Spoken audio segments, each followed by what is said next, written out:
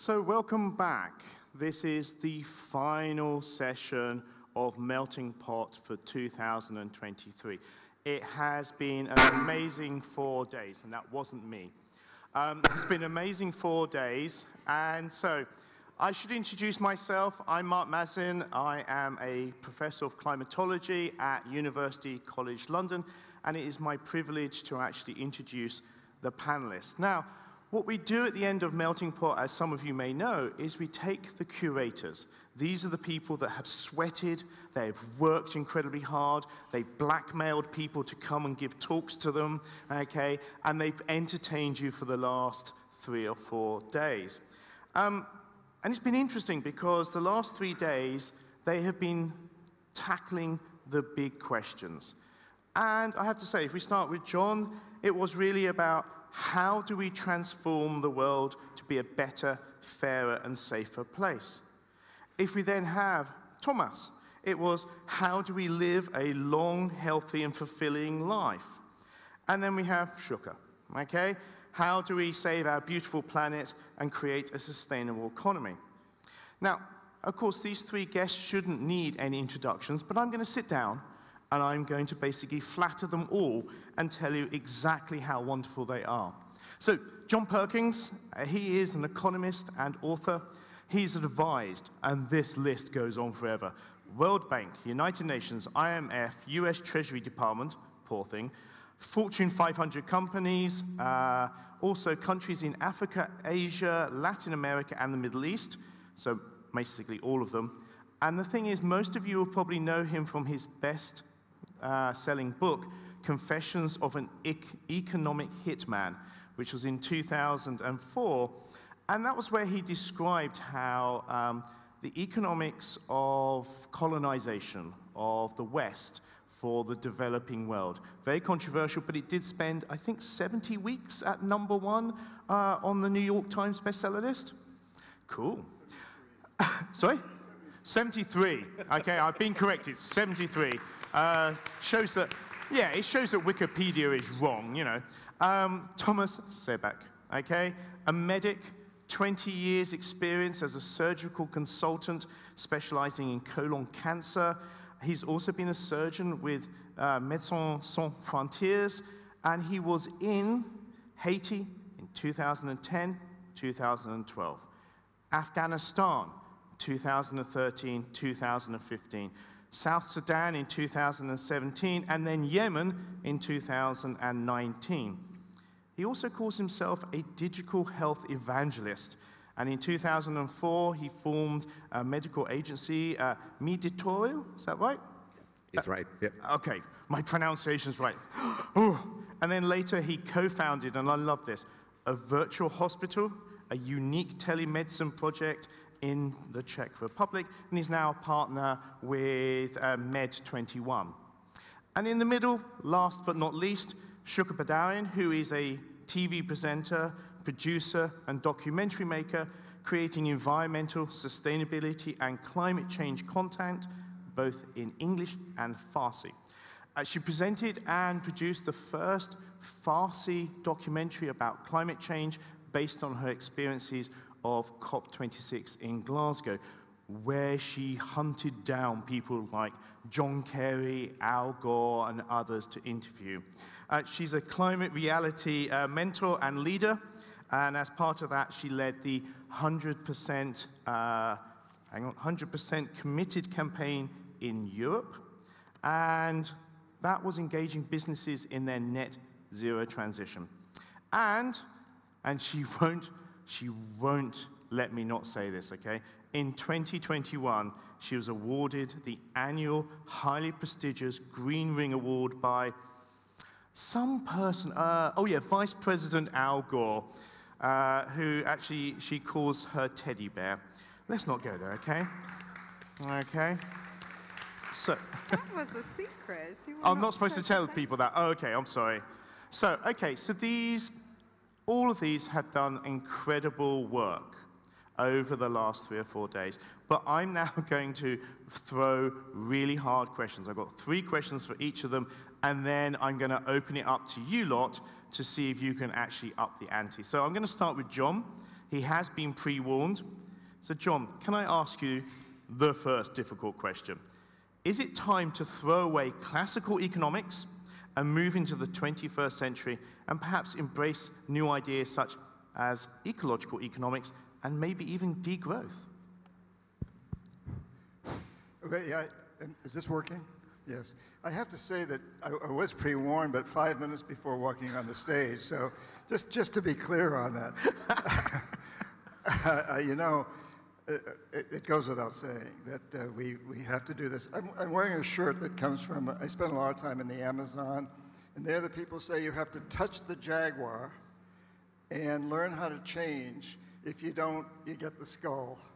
And that's the situation we're in now. We have to touch the jaguar of a terrible economic system, a degenerative system that's consuming and polluting itself into extinction, that's depleting in the short run all the resources it needs in the long run. It's what we economists are beginning more and more to call the death economy, and replace it with a life economy that is based on long-term benefits for people and nature, and actually pays people to clean up pollution, to mine all the plastics in the ocean and many other things, to rejuvenate destroyed environments, coral reefs, rainforests, the whole works, to recycle, to develop processes, products, things technologies that don't ravage the earth.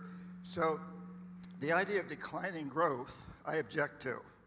We have to stop the growth that we're accustomed to, what we might call old world growth. But when you consider that, 1% of the population has as much wealth as half the global population, that has 50% of the global population, half the global population. They need growth. They need growth in food. We need growth in solar energy. We need growth in non-renewable energy. We need growth in things that will clean up the environment. So the idea of non-growth is certainly completely pertinent to the death economy. Got to stop that. But we do need growth in the areas that create a life economy that'll make the planet a better place. And we need to redistribute a lot of the growth too. And so that's all heads us toward what we call an ecological civilization, which is based on a life economy.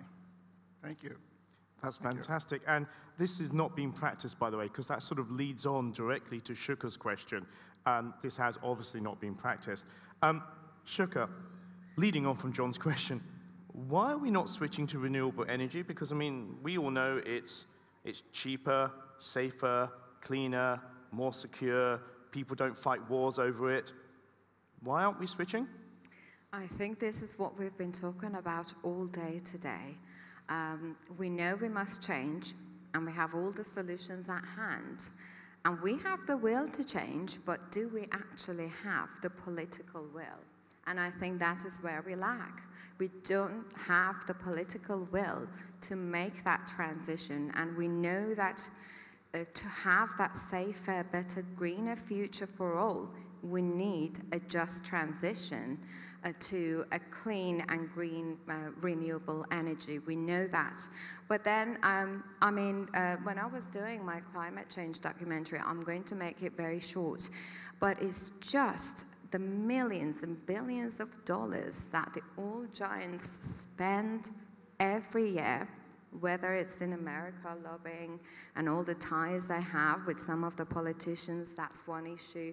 But then, again, we talked about the fossil fuel subsidies, another problem. And of course, I think, I'm not a politician, but I know that unfortunately for to tackle environmental issues, whether it's climate change or water crisis or anything, you unfortunately need long-term plans. But I know that politicians, in order to be able to get re-elected, they always look at the short-term solutions that can show something, an easy fix, a quick fix to be like, oh, look, I created jobs. It's okay that I opened so many oil mines, that's not a problem, but I boosted the economy. And I think that's where the problem lies. I think it's also that politicians, they do not get any credit for looking after people. It was incredible that sort of like, say Hurricane Katrina that wiped out New Orleans. If they'd spent 1 billion sort of like shoring it up, the politicians would have been just told that they spent too much money. But when George Bush Jr. flew in with his helicopter and landed in this devastation and said, don't worry, I'm going to set aside 10 billion to sort out, he went up 10 points in the actual rating. So we have a really weird system.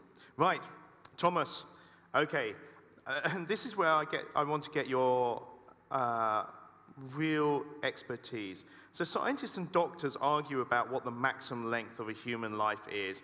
Maybe 120, 130, I'm aiming for 130. So using the latest technology, how can we ensure it's a healthy life? Probably, Mark, you will be 90. My kids about 100, 110. Yesterday we did a super discussion with a high-profile scientist just here on global stage, and they think that it's going to be about 150, even 150. But when I ask a question, if it's technology, the biology, the genomics, or chemistry, which can help to prolong our recent life, they were speculating about 7 to 20 years plus, something like that. Because it's quite difficult question. I can maybe use this. I don't know if it's visible because yesterday we used it several times, and it's saying something which was quite surprising, even not for the public, but also for the speakers. Because just 7% of our environment around us, doesn't matter if you've been born here in Ostrava, deep in mine, or living in kind of blue zones, because it's just 7% as a healthy determinants of health, which impact your long-term life or longevity. Most of this cake is about our behavior, drinking, smoking, driving, having guns, whatever. And social economic aspects of our living. It's more or less, if we count it together, it's more or less than half of the cake. So there is no direct impact of the technology, but every single small thing from this cake you can force by technology somehow. And if it's artificial intelligence, machine learning, genomics, whatever, it doesn't matter, but there is no direct impact. So what we can do for us, for ourselves, if somebody asks you how you can improve your life, it depends on you, basically, and your behavior, and you can change very much. Just stop smoking. So it's not rocket science, I would say. It's not not yet time to say technology will cure all the population, but it's basically about our own decision based maybe on some wisdom of our grandmamas.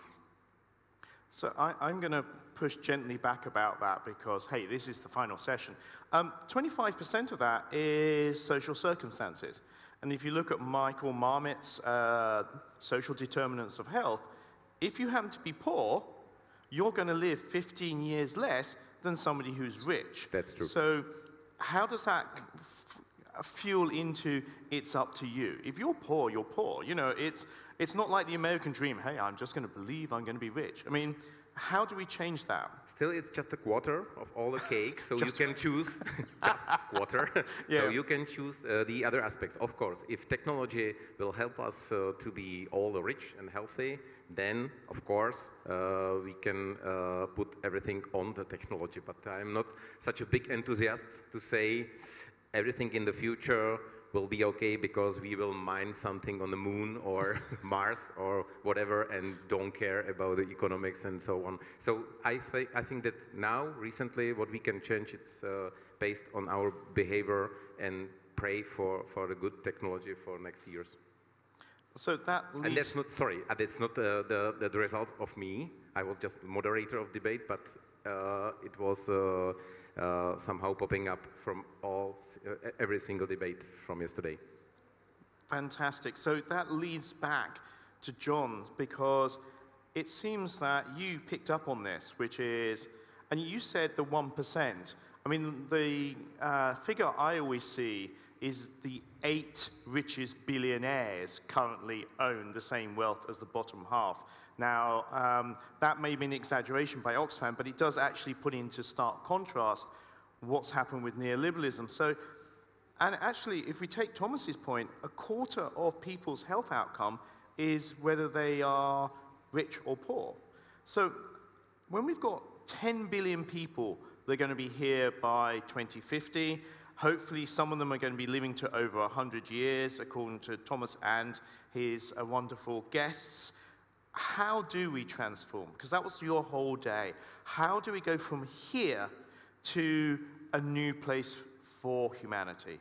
How do we do it? And yeah, I know it's the biggest question. Okay,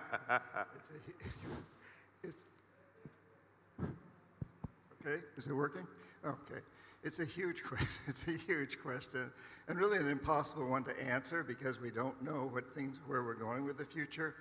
But if we stayed on the course we're on now, we'd have absolute catastrophe if the population continued to get older in the rich countries, because we have to take into account the global south. And for example, the median age of people in most of Europe and China and the United States is somewhere between 45 and 50 years. That's not life expectancy, that's median age. In Africa, it's 19. Mm-hmm. I mean, so you do the numbers, and there's no way under the current situation that we can have those, the people in these rich countries getting older and older while the people in the other countries just suffer more and more unless we're dedicated to slavery and more colonialism. But if we can move into a life economy, if we can move into an economic system that balances out income equality, that really looks at that taxes the hell out of the billionaires, and that has the courage to do that, and that redistributes resources and wealth, I don't think there's a particular limit to population. Probably there's some limit. I mean, we are a finite planet. But if you consider that right now we've got plenty of food, plenty of resources to feed everyone really, really well, but we're not doing it. And why aren't we doing it? We're not doing it because we've got terrible colonialism all over the world. And it's not just the colonialism of the European and China and the United States. It's the colonialism within Africa itself of African leaders who are colonizing their own people. It's a state of mind. It's a perception that we must get over. Touch that jaguar, you know. We've got to move beyond this if we want to do. If we continue with the current system, there's no question that it's catastrophic, and it doesn't matter what we do with medicine or technology to increase age. We're going to be in deep, deep doo-doo. And if that's tough to translate, doo-doo actually means shit. So we're in deep, deep shit if we continue this way. But there is a way out if we just have, as you put it, the political will to do it. The courage of every one of us out there, of all of us here to move forward and really touch that jaguar, face the reality of the world that we're in right now and change it. So I'm going to push you on this, John, because you're one of the thought leaders. And you, like many people, can see what the future should be like. And I mean, one of the things that I always say is somehow humanity has to think as a global species. That's great. And economists can do what you do, which is say, this is the perfect system. How do we go from where we are to there? That's the big leap. What would be your idea? How do we jump? How do we move? If there is an answer. Well, it's all about perception, I think. So right now we're all operating under the perception that all over the world that corporations need to maximize short-term profits regardless of the social and environmental costs, that we're all happy if we have more T-shirts and blue jeans or whatever we happen to be wearing, that we need bigger cars and faster cars and so on and so forth. That's just absolute bullshit, you know? That doesn't make people happy.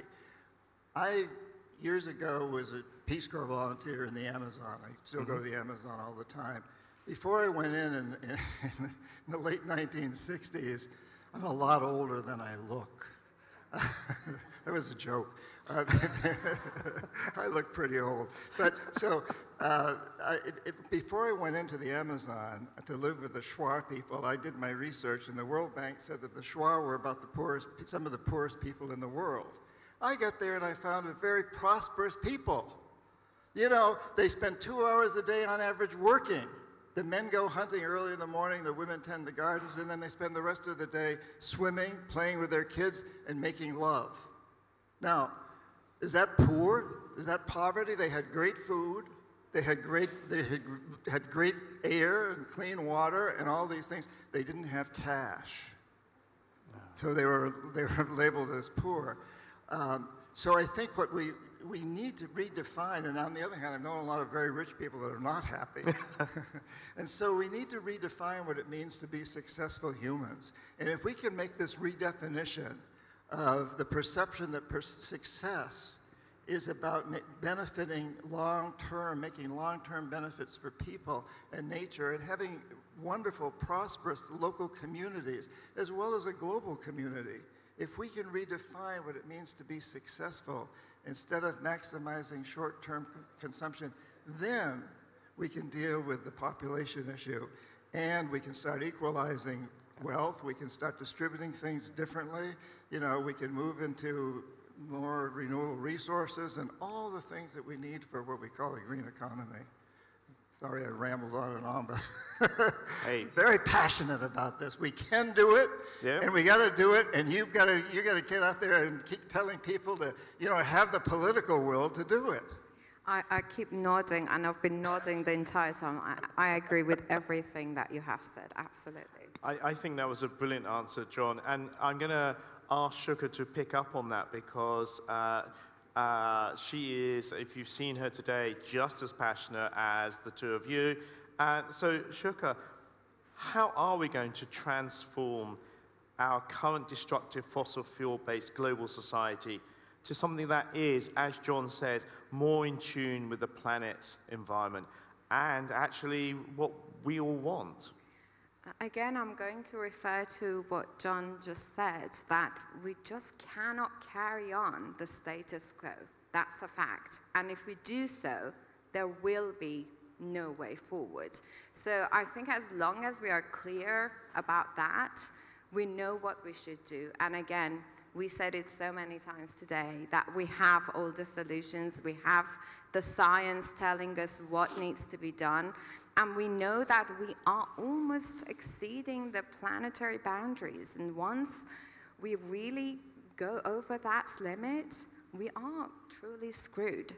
But there is still time. We know that. And as you said, thank you so much for saying that. It's not about growth.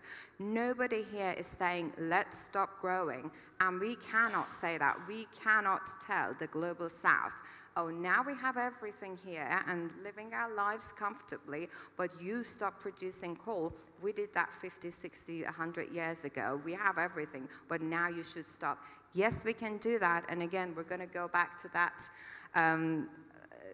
legacy of you know, the historic emissions and how the Western countries need to take responsibility, man up, and help the global south to be able to still grow, but sustainably, to still grow and to make sure that they can lift people out of fuel poverty, but using the right fuel, which is the clean, green energy. And may I just add on to that, by that I mean, so let's just leave it for now at solar and wind and not discuss and geothermal, but not discuss other types of clean energy.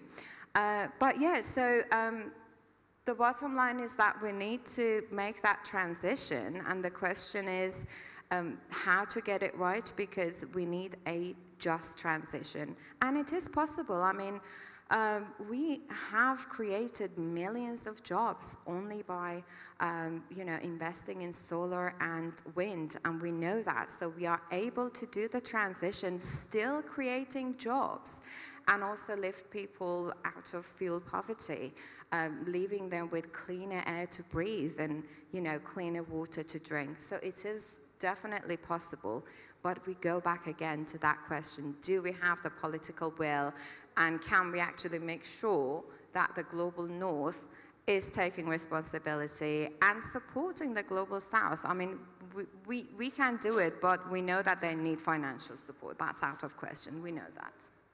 So can I pick up on something else, Shooka, because you have organized today, and there was one session you had where KK, one of your guests, turned around and said, there is no climate justice or social justice without gender justice. And I have to say, I'm going to point out that over 90% of your guests today were women, and it was very empowering, and actually it gave a different voice. And I think this is, we can pick up on John's point and your point, which is we need to hear from the indigenous people, we need to hear from vulnerable people, and we need to hear from women and young people. And this is going to be a really weird segue, because yeah, Thomas's question doesn't lead on, so just think there's a commercial break. Right, Thomas, I'm sure you've been asked this many times, because one of the things that I have been asked time and time again in the last 6 to 12 months is AI, you know.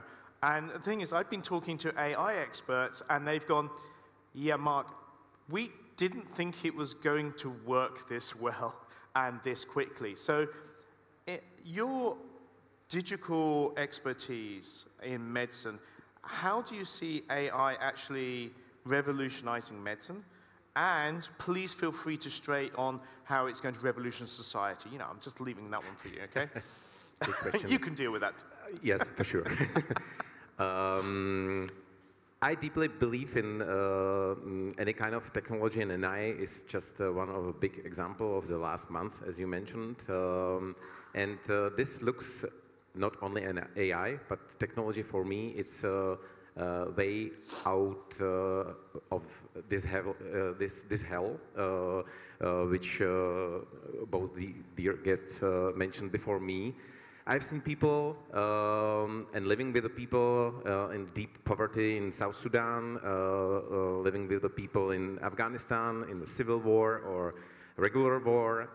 I think that we, as humans, we have a determination to make war, to grow, we are like microbes, basically, I don't believe too much, or maybe I'm not too much idealistic to think that somebody from the white side will help the dark side or vice versa, and we can save the planet, we can save the humans just because of our decisions, just because of the politicians who don't care, just because we also don't care. So I think that the way from this, for me personally, and it was also what I heard from my guests during my stages yesterday, it's through the technology. And AI looks very positive in the terms of medicine, not maybe too much about all society, but medicine. And just a couple of examples we discussed yesterday. For example, it looks very helpful for developing new drugs. By machine learning, you can force very much developing new drugs, which are going to be more personalized for you if you have a high blood pressure. Basically, there are something like 5 to 10 pills you can use, but everybody the same. And one difference for the future looks like it could be personalized. Basically, just because we will be able to computing your genome. So you will get pink one and you blue one, and it will be exactly fitting to you. The other thing is that there is a problem with the population of healthcare professionals. We're having less and less, and vice versa. There is a growing demand of healthcare. And AI can help us, each of us, at least in the time when we are healthy. So something like our preventive assistant based on machine learning or artificial intelligence in our house through our phone or whatever technology in the future.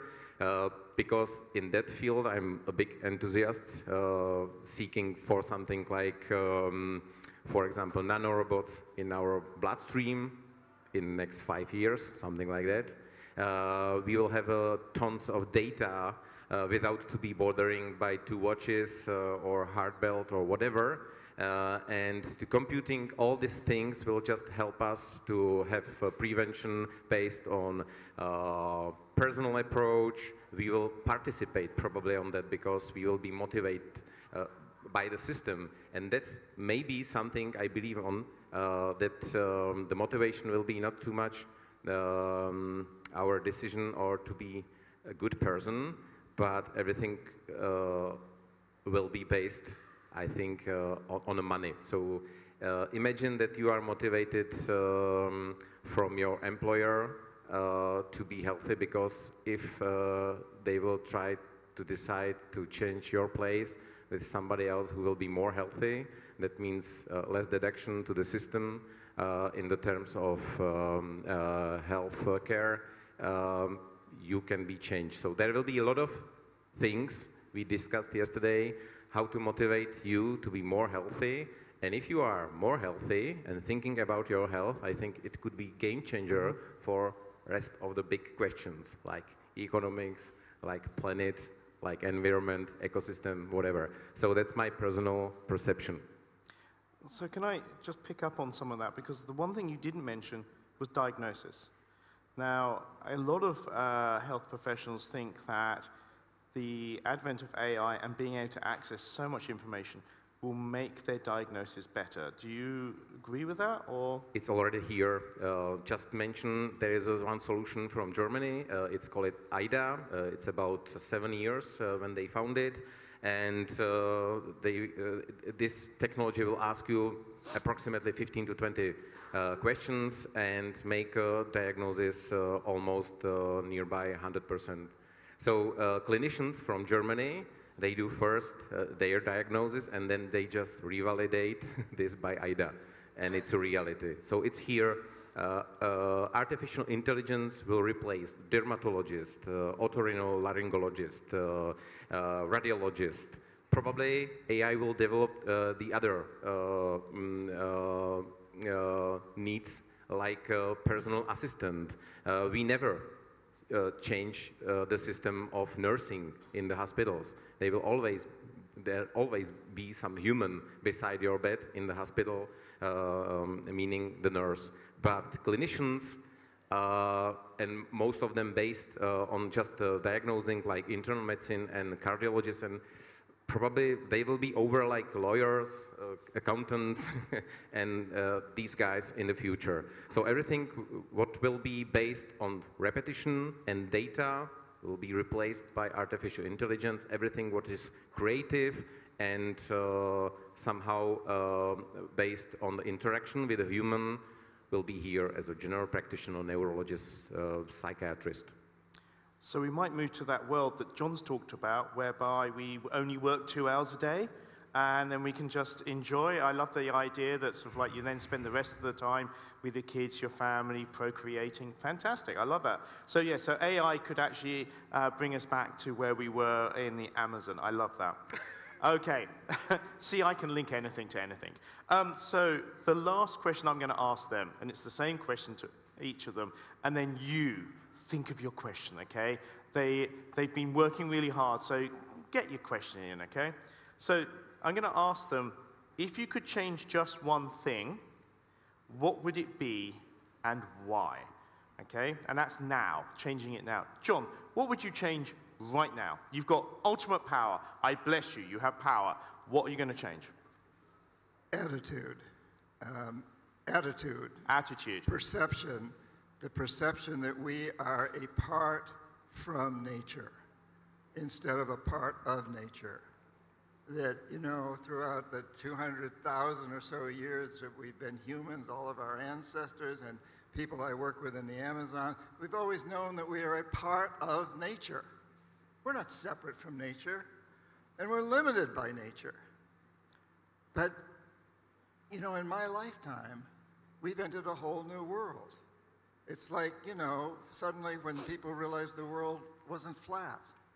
We're in a totally new world from the one I was born in after World War II. We truly are. Mm-hmm. And a lot of that is because we've defined ourselves as human supremacists. You know, there's a lot of talk these days about white supremacy. That's a bad thing. But even worse is human supremacy, to believe that we are above nature.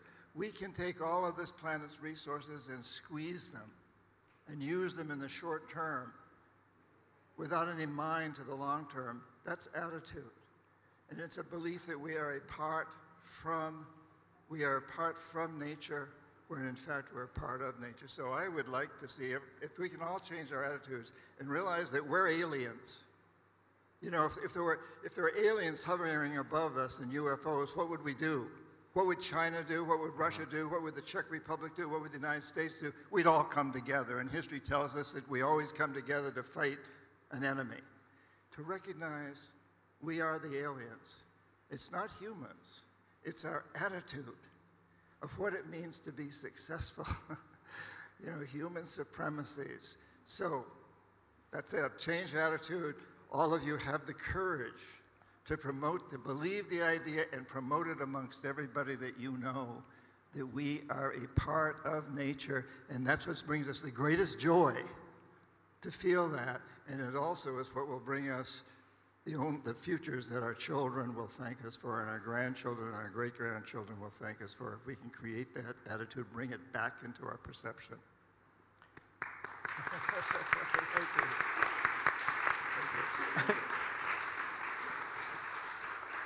That's a brilliant answer, and I'm thinking I should have gone to John last. So, Shooka. I know, that's exactly, I was thinking, I'm like, can I change my answer now? I want that answer.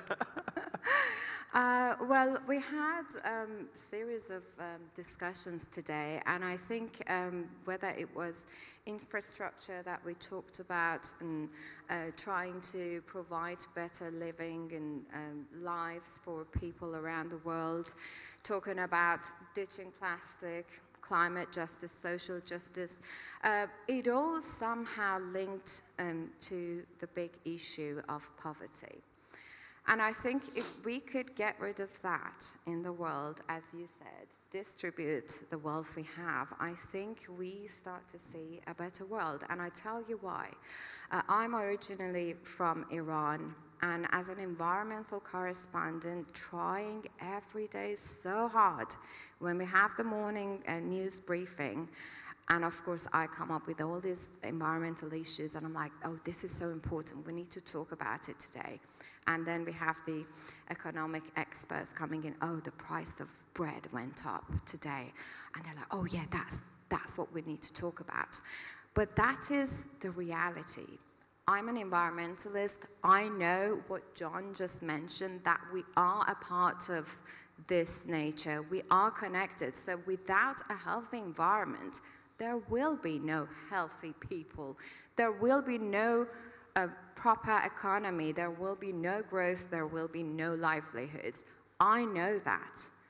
But how can I expect a person who is trying on a daily basis to and struggles to put food on the table for their family, to think ahead and to think about the future?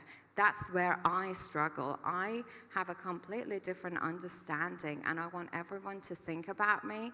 But then I go and see that these people are just in my country, in Iran, dealing with, like, they don't have the simple rights that you have here. You're sitting here comfortably wearing what you want. They don't even have that. Their dream is just a normal life where they can wear what they want and think the way they want and to be able to talk about it. And of course, you add on to that the economic problems that, you know, they are now facing.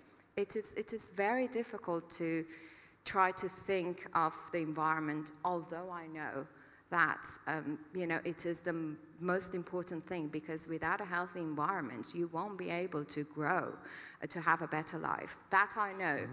But to try to get that message across, it is very difficult when you have people in poverty struggling to just put food on the table or to have water to drink.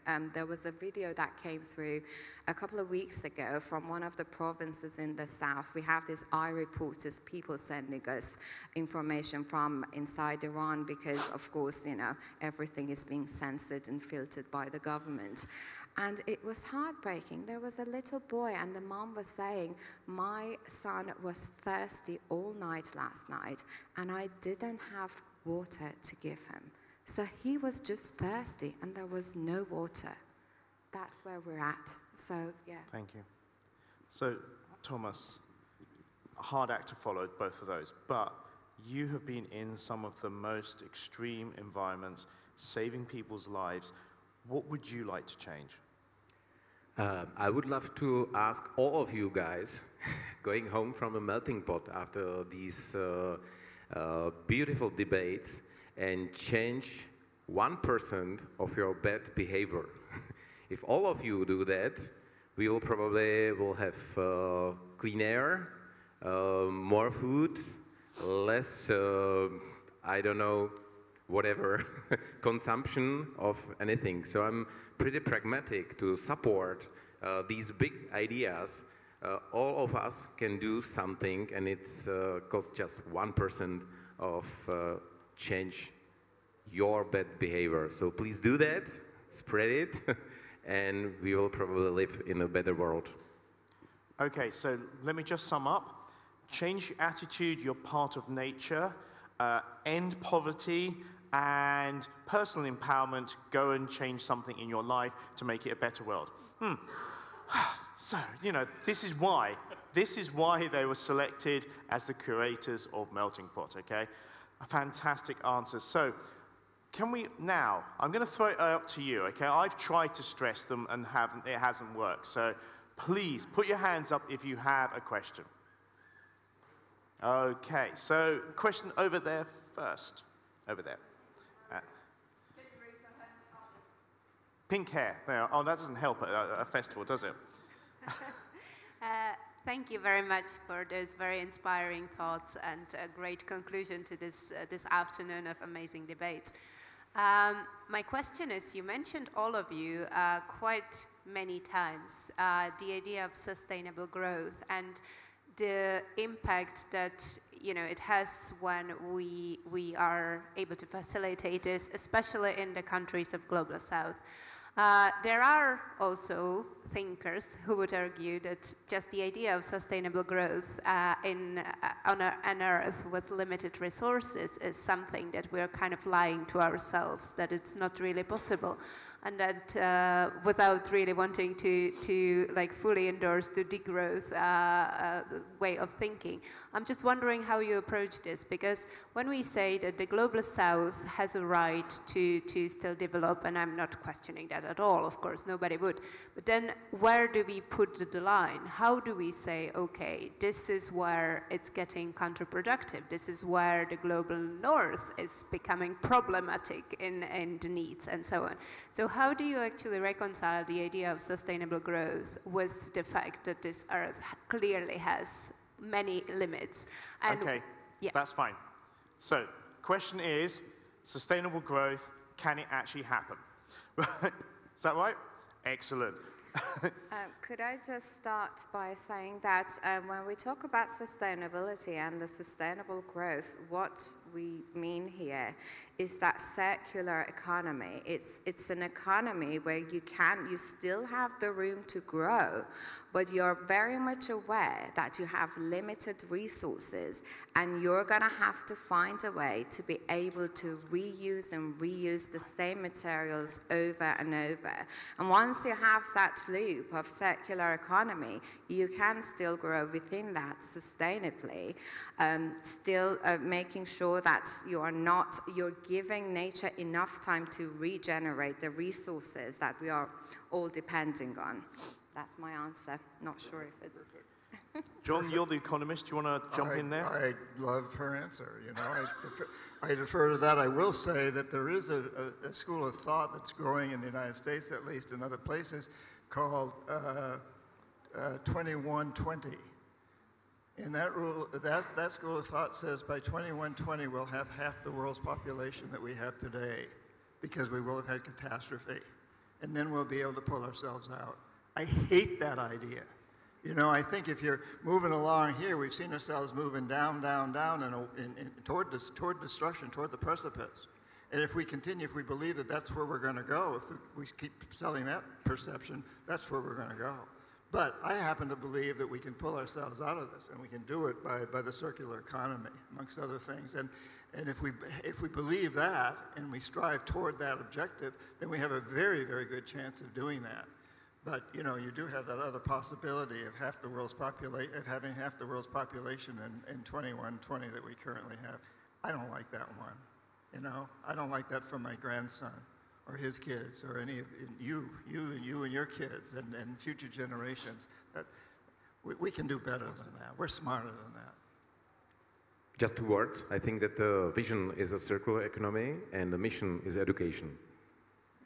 Yeah. Cool. Right, question at the front here. Hi, I very much enjoyed your talk. Thank you for that. Seeing how the world works, the irreversible effects of climate change, the floods in Southeast Asia and the heat in Canada, and then how the inequality in the world is just getting worse and worse.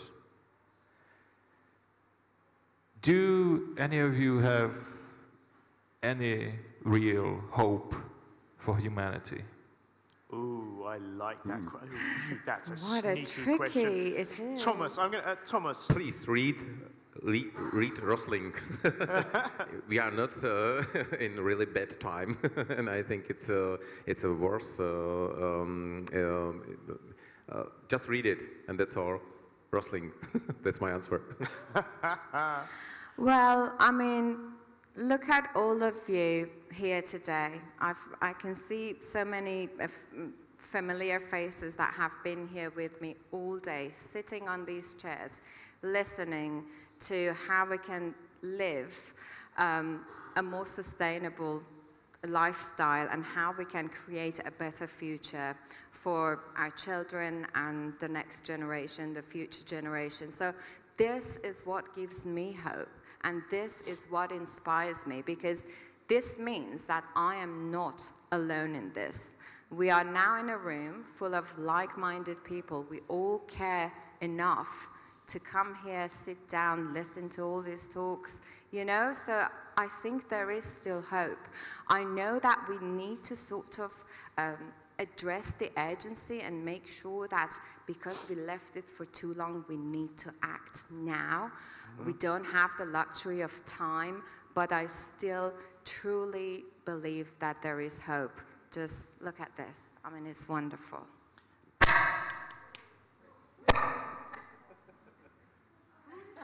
I know. Yes, there's hope. Yes, there is hope. Yes, there's hope. Sure. If I didn't have hope, I wouldn't be here. This is the aliens. No, I'm going away from there. So, They're John, coming. did you want to answer that? So, yeah, I love what you said, and I have the opportunity. I'm fortunate that because of my books, I get to travel. I've been speaking recently in Russia, before the pandemic, that is, in China, and all over Latin America, and Asia, and Europe, and the United States. And everywhere I go, as you say, there are people like all of us here. There's a change of consciousness.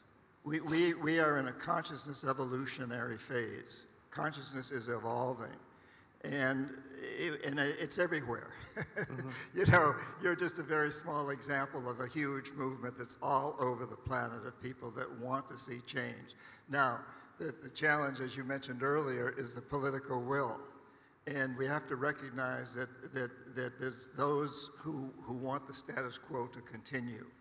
We're going through a consciousness revolution, but whenever there's a revolution, there's people pushing back. The status quo has always pushed back on revolutions. You know that here in the Czech Republic is better than probably most anybody in the world today.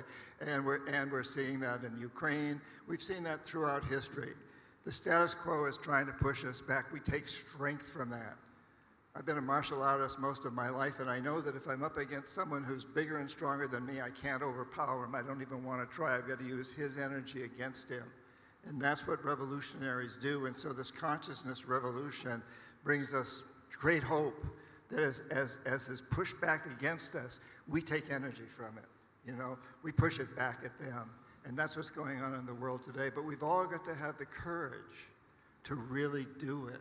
You know, not just shop consciously, but let the companies know, I'm not buying from you because you're paying your CEO 700 times more than his employees. So I'm not buying from you anymore. But I'm buying from you because your CEO is only making 100 times more.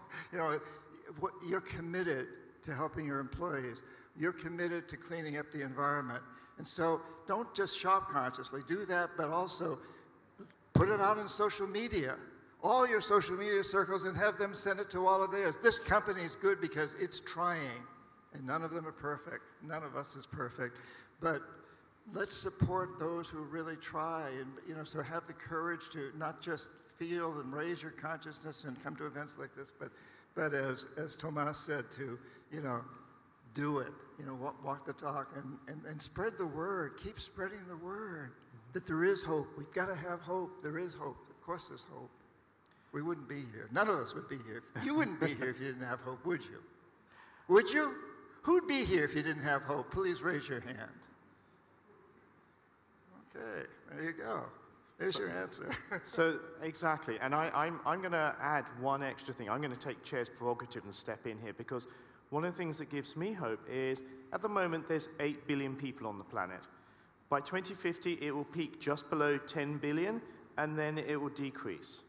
We're the only species in the whole of Earth history that's taken control of our own reproduction and our population size. Why? For one simple reason. Half the population, when they're educated up to secondary school level or above, take control of fertility. It is women's education that is changing this species and has controlled our reproduction. Therefore, we will be limiting our number on the planet, and therefore, that's basically, as you said, education. Right, we've got time for one last question, because I have been told there is a very important band to see at 8 o'clock.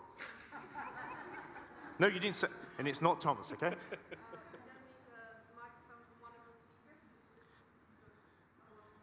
Okay, you have to share. We will you share. know, share like the planet. Right, sorry. Community. Sir, you had your, in the pale blue t-shirt. There, right in the middle. I'm hoping this is a really good question. Well, you know, hey, look. So there's no pressure on you. It's been 4 days. This is the last session. This is the last question of the 4 days, okay? And you can come and find me and hate me afterwards, okay? I'm right behind the chair. Yep. Actually, my question is that my impression in general is that lifting up people from poverty, it means, my understanding is that it would basically, let's say, would mean that reaching the planetary boundaries, let's say. And how can you convince people on the global south that the Western way of living, lifestyle, materialistic consumerism is not the right way to be here much longer than hundreds of years? How would you sell the idea of being successful, basically? Okay, so actually a really, really good question. Very. Which is, yeah. See? Okay, so which one of you want us to tackle that one? May I start first? Please do, and I'm Shooka. sure, because I can't complete the whole question by just answering. I'm sure you can all chip in. But I do disagree. I do think that we have a different way of making that growth to happen, and that does not necessarily mean exceeding the planetary boundaries. And I think that we have the facts and the science there. So it is possible. But again, it comes back to that question. It's the political will that is not there and it's lacking. We can still provide a fantastic life for everyone, where we also leave the planet in a better situation that we found it for the future generation. I truly believe in that, and it's not just an opinion. It's all based on facts and figures. It is possible. Thomas, can I ask you, because I've learned my lesson that John should always answer last. So, Thomas. Yeah, thank you. I was expecting that because I think that the last word will be on John. So, I will just repeat myself. You are probably from the north, so starting from you, and again, it's based on education, and that's all. John, you've got the final word. Well, no, I have, but you have the final word on the panel now. I think it's been said. I'm speechless. That's very unusual. You know, except I guess I would say one thing, and that is I think we also have to recognize how we measure wealth.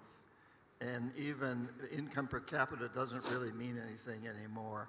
It's how much time people have to put in to putting food on the table and to putting shelter over their kids. And so income per capita, you know, I know people, like I said, the Shuar and the Amazon, who don't have any income per capita at all, but they have very good roofs over their heads and very good food. So I think we really have to look at that. And I know a lot of people in Europe and the United States who have pretty good income per capita, but they don't live good lives. So let's really look at that. And I think, as you said, I think you said that so beautifully that it's all there. Again, it goes back to the political will and the courage that we all have. We have to have the courage to force our politicians to vote for the people that do have hope, that will move us forward in a positive direction, and to vote for the companies that we buy from, to vote for the CEOs of these companies by how we shop. We all have to have the courage to do that constantly and to spread the word. Social networking makes that easy. I guess I said I wasn't going to say anything, but I did say something because you can't shut me up, you know. But anyway, thanks for that question.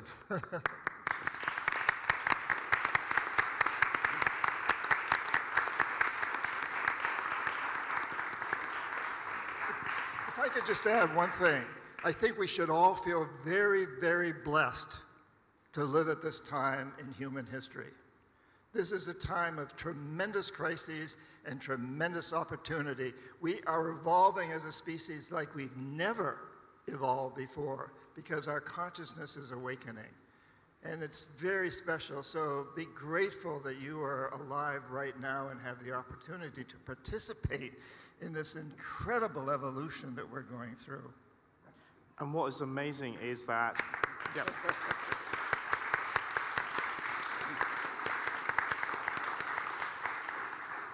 And I think John and the others will agree with me, what is truly amazing is that each generation, because technology and society is evolving so quickly, each generation is thinking very, very differently about the world. We are evolving as a species very quickly, and just hopefully the politicians can catch up. So I'm going to take this opportunity to say a huge thank you to John, Shooka, and Thomas, our great thought leaders for Meltingpot 2023. Please.